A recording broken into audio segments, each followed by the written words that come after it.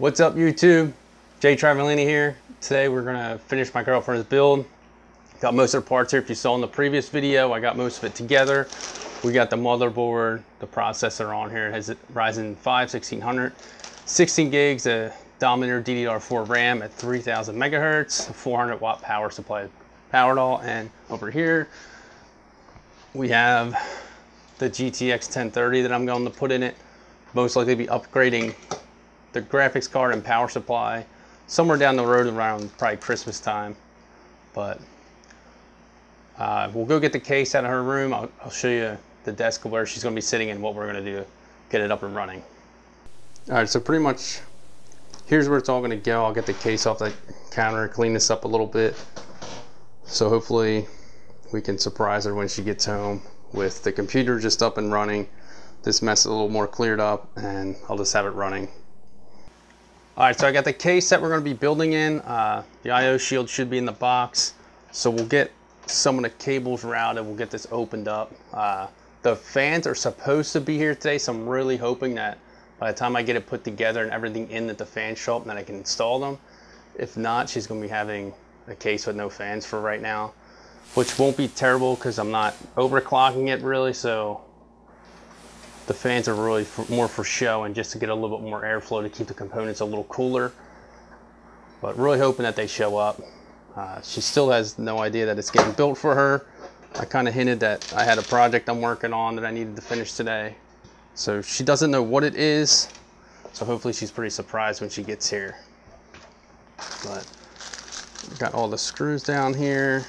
I did buy this case used, so I didn't check the screws as I should have to make sure they were all there, but it looks like he's got pretty much everything I need here in order to get it mounted and up and running.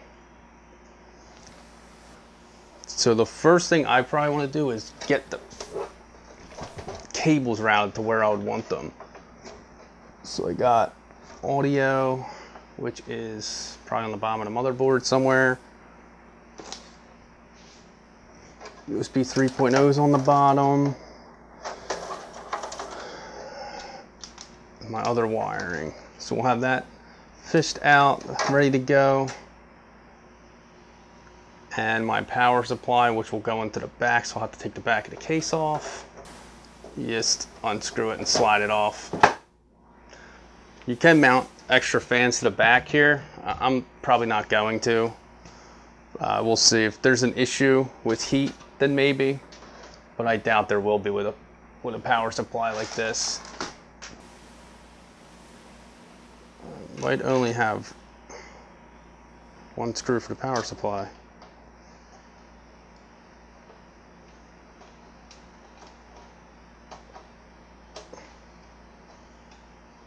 All right. So it looks like I gotta find some power supply screws. All right, so I'm in luck. I did find a box that had 4 power supply screws in it, so I can mount this thing. You really don't want to not have everything secured properly. I also did find some more screws for the motherboard, so that was good. So I'll have all 7 or 8 plugged in or screwed in.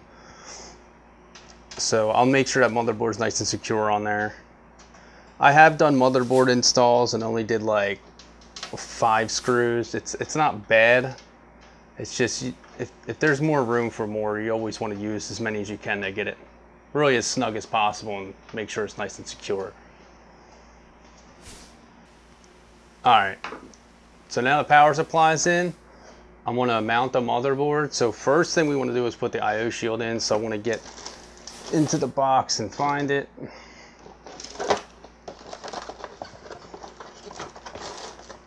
So when you buy a new motherboard, it should come with SATA cables and it should come with an IO shield.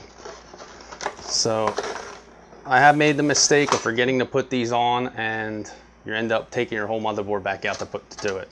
So they kind of just pop right in. So on the back side, you just kind of reach in, you pop it in. So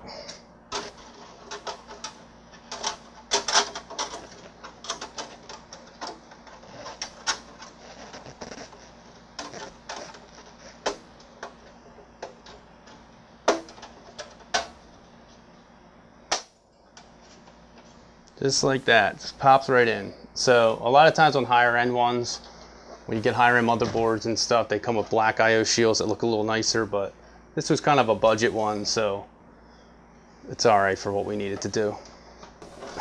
Then we lay our motherboard. You want to line the stuff up, make sure nothing is bad. You want to make sure you can get everything in also. That looks good. Now we want to take our motherboard screws and just screw it in. Alright, so I got the motherboard placed in. So we really just want to I got the screws in place, but we'll tighten them down just a little bit. So I have all but one hole. Looks like I was missing one standoff, so it's okay. So I still got 7 screws in. Oh, and I missed one screw, so we have 1, 2, 3, 4, 5. Well, yeah, 7 screws we'll have in it. So this board is not going to go anywhere. You see how I just lined these up right in the back, right where the IO shield is, and I kind of just slid it forward into it because there are little tabs there that you don't want to interfere with your inputs. I've done plenty of motherboard installs where those were interfering with all my inputs, and I couldn't get USBs in, and it was kind of crappy. So you just want to kind of make sure they're there and out of the way, but still securing your motherboard. So the graphics card, this one's doesn't need external power, so I don't need to run any PCI to it. So what I do is, most people can just do it just by looking, but I line it up in there, and then I see that I need to pull this out, and that's where my graphics card is going to sit. Sometimes they take up 2 slots, since this is more of a lower end graphics card. I mean, it is a lower end graphics card that it's only going to take up 1 slot, whereas my GTX or RTX 2070 Super takes up 2 slots. I have seen ones take up to 3 slots that have pretty beefy cooling systems on them, but pretty much installing a graphics card is pretty easy. If not, you can watch my one video on how to install a graphics card. But we're just going to pop it into the slot, line the hole up, and pop this back on over it. Now we want to look at the bottom. Down here, there's a bunch of wiring that we need to line up. So we want to plug in our USB 3.0 ports for the case, which will activate our top USB ports. Plug in our audio, so our audio outputs on the top of the case work. Not that I can see her using either of them, but we'll get that working. And then we want to line up our power button switches down here. So we have a power and LED light for our power source and a reset switch that will line up on the motherboard. There's pins down there for it. So we'll line those up and get them in. You can always refer to your manual on how to install those. All right, so I got the wiring connected for the power switch, the audio, and the reset button, and the hard disk drive lights and stuff. So now I really just need to start plugging things in with the power supply and routing the cables. I do see what people were saying about this case, about using an ITX board, because I use an M-ATX. So if you really look down, there's not much room for the fans. I'm gonna have to kind of squeeze them in, but I'll get them in there. I'll just have to do something with the wiring a little bit. It's probably just gonna get picked up and rest above the fan, but I'll get a couple fans in there. And worst case scenario, I only run 4 fans instead of the 6, or 5 instead of the 6. But I should be able to get all 6 in there. But now we want to look at on the back of our case. We want to start routing these cables the best way possible so that we have good cable management. And now I can start clearing up some of these screws and clearing the work area so I'm not dropping them all over the place like I normally do. Just like that. The rest of the wire I kind of just tuck away in the back.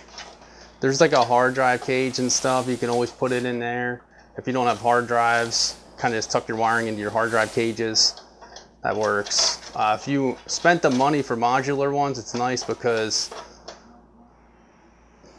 then you don't have to have those wires to hide. But right now, you'll see that's kind of my wiring right here. Since I went with the M.2, I don't have to put any hard drives into the 2.5 kH that is in here. So I just have the one in the front. I also don't have the wiring going to the front to the SATA ports, which is nice. So pretty much now we're waiting on fans. Once the fans are here, we'll get it all put back together. They're supposed to be here today. Tracking says they'll be here today. So hopefully they show up. If not, then I won't be able to finish this until probably really late tomorrow night, which I don't want to do. I want to have this done today. I want to try and get her using it and get the programs on it that she needs.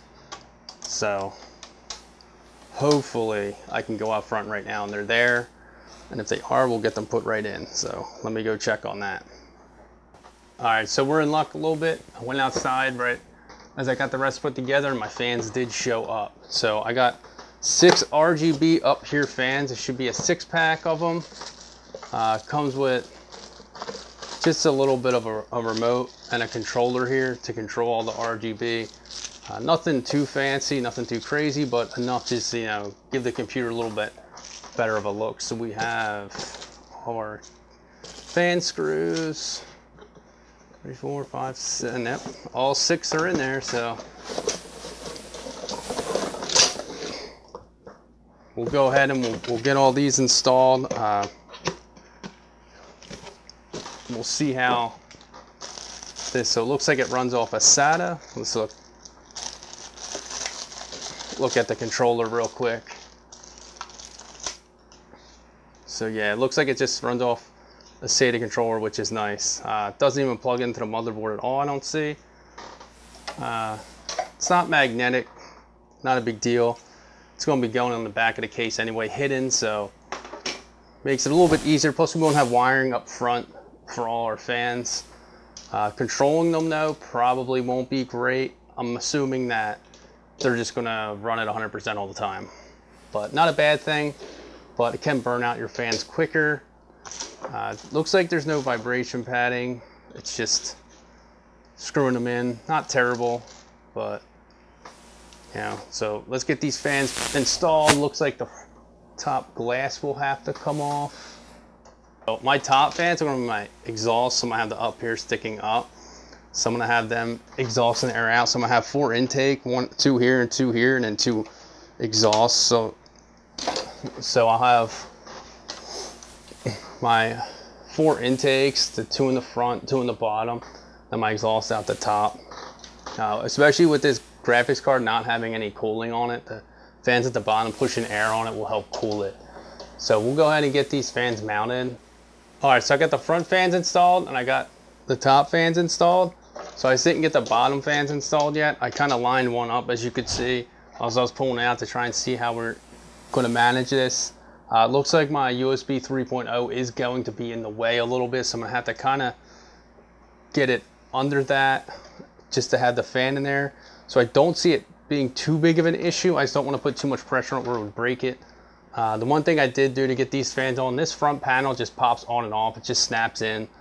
There's no screws involved, so it wasn't too hard. And then these dust filters just have magnets on them. One was missing on the front filter. This case was used, so I'm sure he just broke it off by accident. But we're going to get these bottom fans installed, and that's really the last piece of this puzzle here. You know, hopefully my girlfriend really like it. Took a while to get all these parts sourced out, so she's been texting me all day today trying to figure out what I'm doing, because she knows I'm working on something. I won't tell her what it is, but I just keep telling her I'm shooting a YouTube video, which isn't a lie, because I am shooting a YouTube video. She just doesn't know I'm building her computer for it. So hopefully when she gets home we can get a good reaction out of her so she can see her computer live and in person. All right, so the one bottom fan's in, but the one that I said posed an issue because of USB 3.0, it wasn't going to work, so I'm trying to learn something different. So if you look at this one, you see the 2 tabs, so you can reverse it. But if you look at this one, I only have the one. Since I'm doing intake, I know I'm mounting it this way. So I actually took a multi-tool and cut this tab out and then used my palm sander to file it down even more. I mean, really looking at it, you can't even tell that I cut anything off if you didn't know. And it's going to be hidden by the USB 3.0 cord. So now I can kind of slide it in there, and I got it just to the point where I can mount my screws in now, and we'll have the 6 fan. So a little bit of fabricating, and I don't recommend to people that aren't comfortable to do that themselves. When it comes to, you know, modifying parts and things along that nature, it can get a little risky and tricky. If I would have slit with the multi-tool and cut a crucial part of fan, I could have either completely damaged the fan or could been to the point where I didn't have any RGB left on the fan. But I'm pretty confident that I cut it good, so I won't have that issue with this fan. So it should just fire up and light up as it should. So I'm gonna finish getting this fan put in, get it wired up, and connect our controller here, which I'll plug this into the SATA power, which I don't have any use, so I got plenty open, and then we'll plug all 6 of the fans into this. It looks like this thing can hold up to 8 fans, which is nice, this one controller, so that's awesome. So I only have 6, so we'll take up most of the room, but then we'll get it all hooked up in the room and all put back together and see how it looks. All right, so it is up and running. So it does have the little remote. We can sit there and hit buttons to change the color, so that's pretty cool. I can even turn the lighting off, turn it on, switch it, and then just go to an auto, which rainbows around. So I mean, it's pretty nice little setup, cool little RGB fans. All 6 are running, the 6th one down bottom there.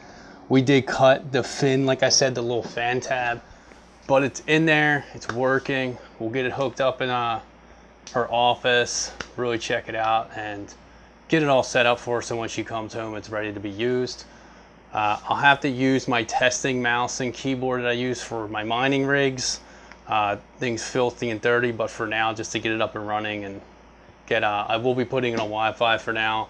And the people that know me, they know I hate Wi-Fi, but it'll be on Wi-Fi for now until I get an Ethernet cord and get that installed into her room. So we'll get this shut down, get it into her office. All right, so I got it all set up in her office for her. You know, it looks great. It's definitely a nice little build. It's going to suit her well. The only issue would be the 256 gigabytes of storage. It's really pretty low, but she has no interest in gaming, so I don't really see it filling up too fast. She does a lot of stuff on like Microsoft Word, and that stuff doesn't take up too much space. So I do have to go ahead and get Microsoft Office installed and get it ready for her so that she can just start using it right away. But as for now, the only thing I can see in the foreseeable future, like I said, is an upgrade to the storage. But hopefully she really enjoys it. Hopefully I get a good reaction out of her, and she really likes this computer and PC that I built for her. There it is. Oh my god! I didn't think you'd be home yet. I got out a little early. It's finished. I guess looks like we got a pretty good reaction. She really loves the computer that's built. Still running. And the keyboard that did end up showing up. The mouse will get changed. That'll be white to match. It'll show up sometime tomorrow. Thanks for watching this video. You know, check out the other videos on the channel. Stay tuned for more PC builds. Check out all my crypto mining stuff. I got some things going on with that I'll be making videos of. You know, smash that like button, hit that subscribe button, ring that bell icon. Stay tuned for more tips and tricks along the way also. All right, see you next time.